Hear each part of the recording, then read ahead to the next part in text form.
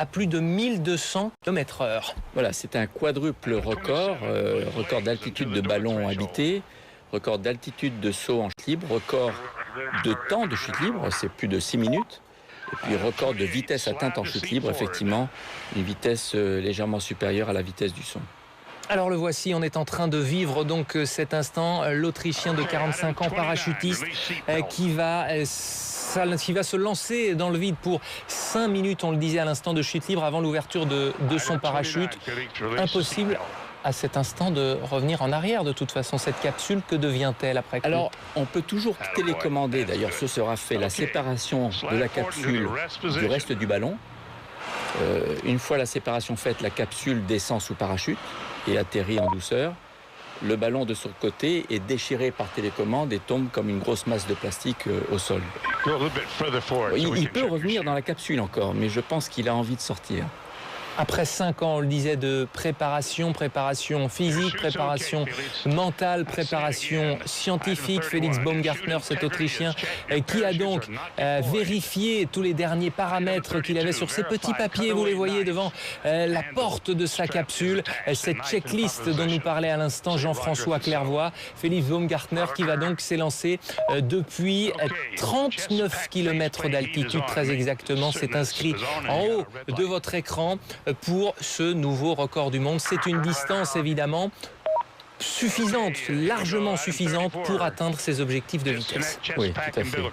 Alors là, je suis en train de penser aux efforts qu'il doit fournir pour vaincre la rigidité de son scaphandre qui offre sur sa peau une contre-pression permettant d'éviter... Ça pèse combien, son équipement?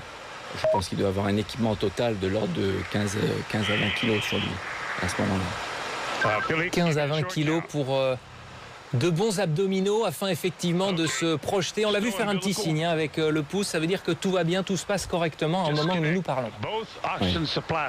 Et il va ressentir un état d'apesanteur total et le dernier point de contact physique avec sa capsule va définir les conditions initiales d'un mouvement de rotation lente sur lequel il ne pourra absolument rien faire. Il n'a aucun appui extérieur et on va le voir probablement tout doucement rentrer dans une rotation et qui ne posera aucun problème évidemment puisqu'il est quasiment dans le vide. Voilà, il a le plein d'oxygène, on le voit en bas.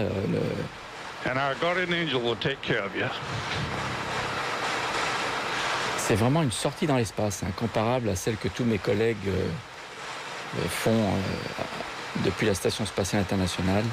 En ce moment. Ce petit bouton rouge, ça veut dire je suis prêt, je vais y aller. On essayait de tendre l'oreille, ce que lui disait le centre de contrôle, Joe Kittinger, en bas au Nouveau-Mexique, 39 km plus bas. Je pense que c'est probablement une sécurité pour être sûr que la capsule ne soit pas détachée du ballon avant qu'il ait sauté.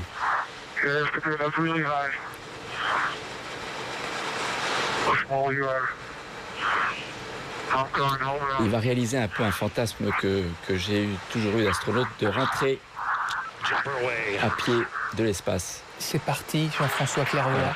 La vitesse avec laquelle...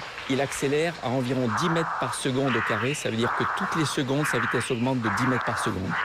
Si vous venez de nous rejoindre sur BFM TV, vous venez de le vivre en direct. Donc, ce grand saut dans le vide de Felix Baumgartner, le premier homme, peut-être dans quelques minutes, à franchir le mur du son en chute libre. Il y avait eu des essais dans les années 1960, pas vraiment validés. Il y avait une fusée des appareils en tous les cas. Et là, la vitesse, 1000 km/h déjà, Jean-François Clairvoy, astronaute à l'Agence spatiale européenne. Vous êtes avec nous sur BFM TV. On est dans quelques secondes seulement. Voilà, il est sonique maintenant. Il est sonique. Il est au-delà de la vitesse du son.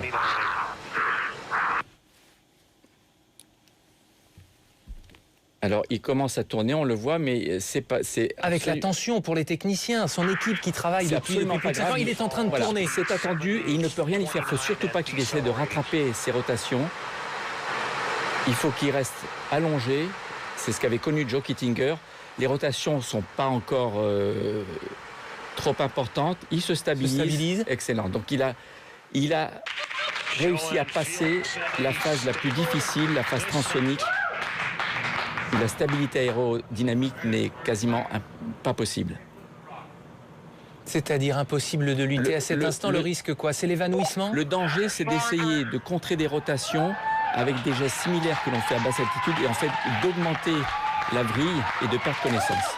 Là maintenant il est stabilisé, donc c'est parfait. C'est extraordinaire. On voit sa femme au premier rang qui était en larmes quand il a décollé tout à l'heure aux alentours de 17h30 heure française. Il aura fallu donc près de 2 heures d'ascension avec ce ballon chargé à l'hélium pour Félix Baumgartner. On le rappelle, cet Autrichien parachutiste qui a donc, ça y est, réussi son record, Jean-François Clairvoy. Il a dépassé tout à l'heure les 1200 km/h. Voilà, il a déjà 3 records atteints. Il lui reste à atteindre le 4e record qui est le temps de chute libre.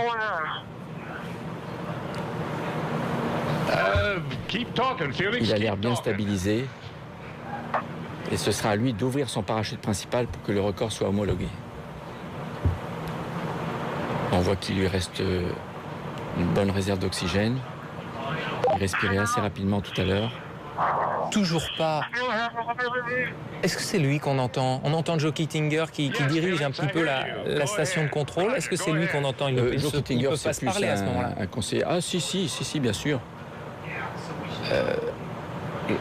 Cet homme à gauche, on le rappelle, si vous nous rejoignez sur BFM TV, qui avait tenté le même saut en 1960, l'épouse de Félix Baumgartner, qui est donc en pleine chute libre à peut-être 10 000 km désormais de la Terre. Il vient de s'élancer il y a 3 minutes 3 secondes très précisément, depuis 39 km d'altitude. Il vient d'entrer dans l'histoire puisqu'il est devenu le premier homme à franchir le mur du son en chute libre. Quelles vont être ces prochaines minutes, quel va être son programme alors qu'il doit désormais ouvrir son parachute dans 2 minutes? Ça se fait automatiquement ou c'est lui qui doit exercer? C'est lui qui va l'ouvrir. Il va se stabiliser à une vitesse d'équilibre de l'ordre de 200 km/h. Et à 1000 ou 2000 mètres, je ne sais pas ce qu'il avait prévu, il ouvrira son parachute. Mais il est encore très haut, donc il lui reste au moins 3 minutes de chute. Je pense à mon ami français Michel Fournier.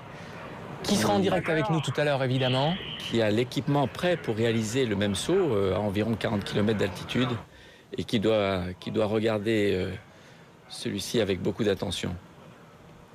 Après plusieurs tentatives passées et à venir, puisque vous êtes partie prenante dans ce projet, est-ce qu'un jour des Français viendront donc battre, alors il n'a pas été homologué, mais ce sera sans doute le cas, ce record de Félix Baumgartner? Là, c'est le parachute. Il ouvre le parachute.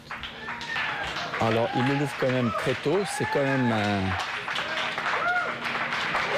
c'est un record homologué, puisque Joe Kittinger n'a pas ouvert son parachute. Encore une fois, c'est son secours qui s'est ouvert automatiquement.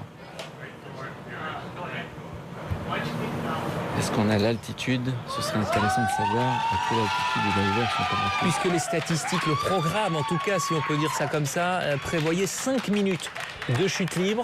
Là, il y en a eu un petit peu plus de 4 minutes. L'image que vous voyez en direct en ce moment sur BFM TV est filmée depuis la Terre avec les appareils qui sont utilisés également pour la NASA. Vous nous le disiez tout à l'heure, pour suivre les navettes qui sont envoyées. L'image a changé. Oui, ce sont des télescopes, des vidéos munis de télescopes qui permettent de voir jusqu'à de très haute altitude beaucoup de détails et que la NASA utilise effectivement pour suivre la navette spatiale pendant sa montée vers l'espace le plus longtemps possible. Jean-François Clairvoy, astronaute à l'Agence spatiale européenne, est donc avec nous sur le plateau de BFM TV. Vous venez de vivre ce record du monde réussi pour Félix Baumgartner, l'Autrichien parachutiste, qui est donc devenu le premier homme au monde à franchir le mur du son avec des images impressionnantes, notamment quand il a tourné à plusieurs dizaines de milliers de kilomètres de la Terre. Et nous sommes en direct par téléphone avec Bertrand Piccard, le Suisse Bertrand Piccard, aventurier, scientifique.